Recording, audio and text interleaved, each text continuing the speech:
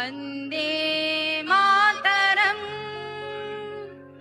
सुजलां सुफलां मलयज शीतलां शस्यश्यामलां मातरं वन्दे मातरम् शुभ्रज्योत्स्ना पुलकितयामिनी फुल्लकुसुमिता द्रुमदलशोभिनी सुहासिनी सुमधुरभाषिणी सुखदां वरदां मातरं वन्दे मातरम्। সহজে পৌঁছে দেওয়ার জন্যই পশ্চিমবঙ্গ সরকারের এই উদ্যোগ। भारत माता की, भारत माता की। 15, 16, 17 আমাদের রাজ্যের আজকে প্রায় 1100-র কাছাকাছি স্থানে জনকল্যাণ শিবির হচ্ছে।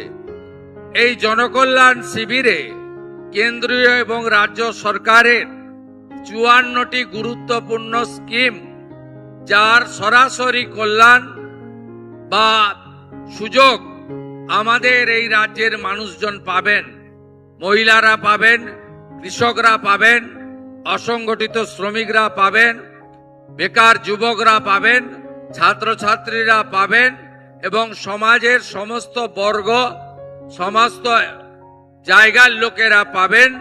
তাদের অত্যন্ত স্বচ্ছতার সঙ্গে এখানে আধিকারিক কর্মচারীরা আপনাদের সহযোগিতা করে নাম নথিভুক্তকরণ করবেন আধুনিক ব্যবস্থাপনার মধ্য দিয়ে।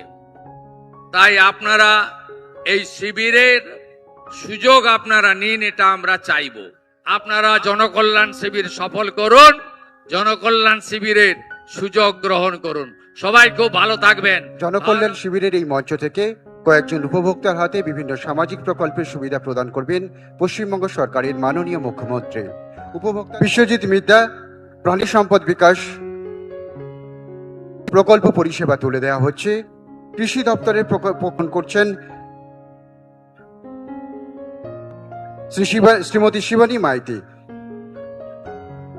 মাননীয় মুখ্যমন্ত্রী মৎস্য দপ্তরের প্রকল্প পরিষেবা প্রদান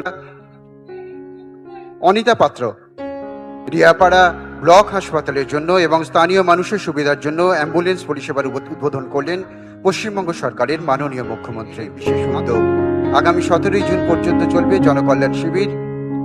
আপনার সরকার আপনার পাশে। জনকল্যাণ শিবিরের বিভিন্ন প্রকল্পের আপনাদের সুযোগ গ্রহণ করুন।